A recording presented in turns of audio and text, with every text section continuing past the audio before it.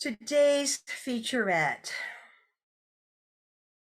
is called the Solar Calendar. And in it, we look at some of the ways that solar events interact with man-made structures and some natural structures, and how they show up, how we track them, and how they demonstrate the natural order and magic of the universe. This first slide is a picture of Stonehenge in England, and this is at the summer solstice. Stonehenge is aligned, so both solstices and both equinoxes are major events with the sun coming between these big pillars and many people showing up to celebrate with it. The next picture is of Chartres Cathedral. Stonehenge and Chartres are ones that we've talked about before. You've seen these particular slides before. Chartres Cathedral, first of all, is huge. The picture on the right shows that you can put an 11-story building inside of the cathedral. It's that big.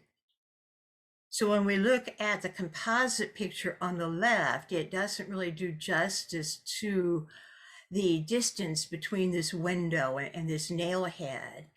But this stained glass window has one pane that is clear glass, and on the spring equinox, the sun shines through that one open pane and hits a nail head, which is across the way. And this bottom picture shows it better. That has been there in the floor since about 1100 CE. It was put there on purpose. The cathedral was aligned with the sun and the events of the sun. This picture is of Maeshowe in Scotland, and it's a burial mound. And this is what it looks like from above. And this is what the interior looks like at the time of the winter solstice, when it is all lit up from all these windows, from the sun's position to the openings in the mound. These pictures, a couple of the most beautiful ones, are from a site called archaeologist.org, and I will put that in chat for you in case you want to look at them later. They have many more than I'm sharing, and they are beautiful photographs.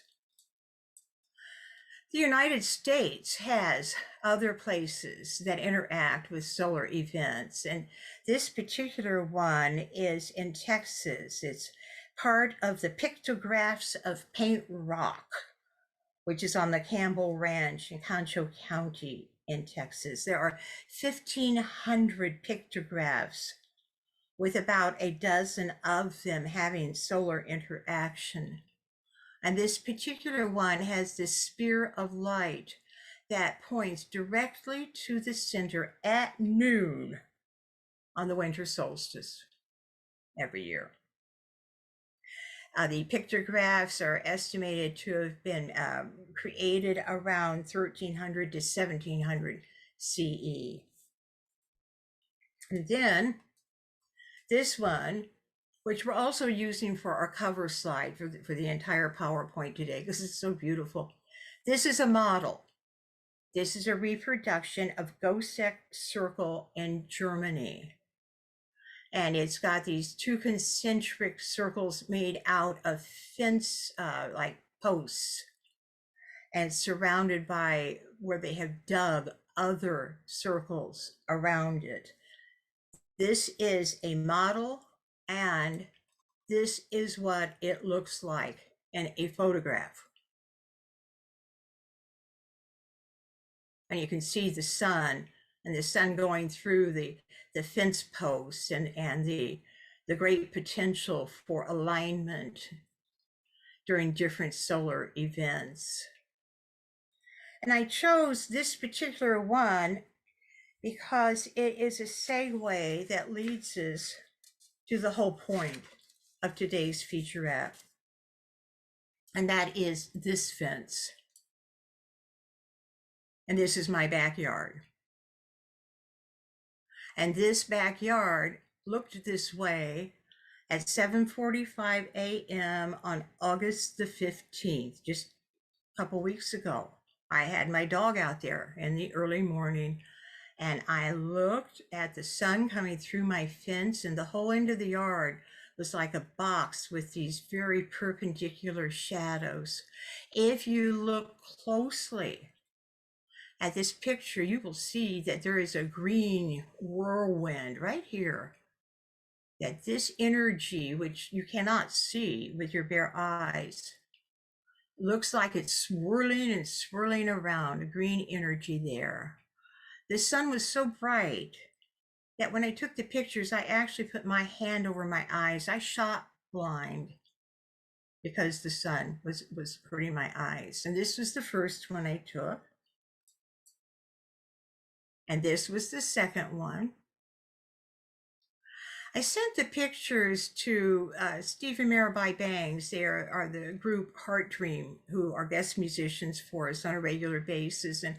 And they have shared photographs with orbs and really interesting things with us in the past. And so I wanted their feedback on what they thought, like this arc of light could be, and the green whirly thing. And they pointed out that the fence was acting like a prism. And I didn't notice before that, but the rainbow colors of light coming through the slots in this fence right here, as if it were a crystal, as if the white light is being broken into the colors of the rainbow. And the next slide, and you can see a little bit of the rainbow here. You can see an arc, and you can see this energetic object, which looks almost like a flying saucer, but probably isn't. Very magical place. And then finally, this is my corner. This is my sacred space where I lie in my hammock and meditate and listen to books on Audible and read, listen to music and watch all the birds in my yard. And the colored arcs that showed up here, I thought were very, very interesting. So I had some questions about this. On August the 15th, at that particular time, the position of the sun, the rays had to be perpendicular to the fence to come through that straight. I have gone out many mornings since, and there has been nothing like this. As a matter of fact, the shadows of the fence usually go off at an angle now. I never saw this phenomenon before. Maybe it only happens once or twice a year, like a solstice or an equinox. And I would ask, were the colored arcs really there, just outside of our field of vision?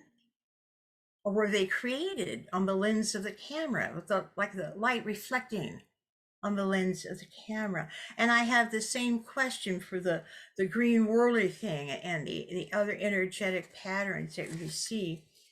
Were they really there, just outside of the humans have very limited range of vision? The world is filled with magic, and we often do not see it. Either it's not in our range of vision, or we just don't notice it.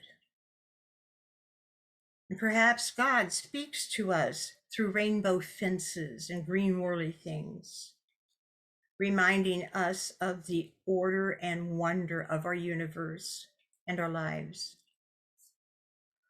Perhaps if we would loose our thoughts from our worries and our plans, we could recognize the living cosmic kaleidoscope that surrounds us. I also wondered, is August the 15th significant? It's not a solstice or an equinox. Is there something else about it? So I did a little research and I found two things. The first is that the Catholic Church celebrates the Assumption of the Virgin on August the 15th. The Virgin Mary, also known as Mother Mary, was assumed bodily into heaven. And she's one of the few people in the Bible that did not die. She just went to heaven, body and all. And they celebrate that on August the 15th. I don't know if that is in any way connected with this phenomenon. But I also found out that on August the 15th, thousands of people around the country joined to chant or even howl into the heavens as part of Chant at the Moon Day. And this event was inspired by a fruit grower in Washington State. According to local legend, when he harvested his cherries around the full moon, it made them sweeter. He believed that the moon's gravitational pull enhanced the tree roots where the cherries were grown. And he thought that all this sweetness deserved a celebration, and he chose August the 15th for Chant at the Moon Day to celebrate the sweet cherries. So regardless, we urge you to notice the beauty that surrounds us always, and to know that you don't have to wait until August the 15th to chant at the moon. And this ends today's featurette. God bless you.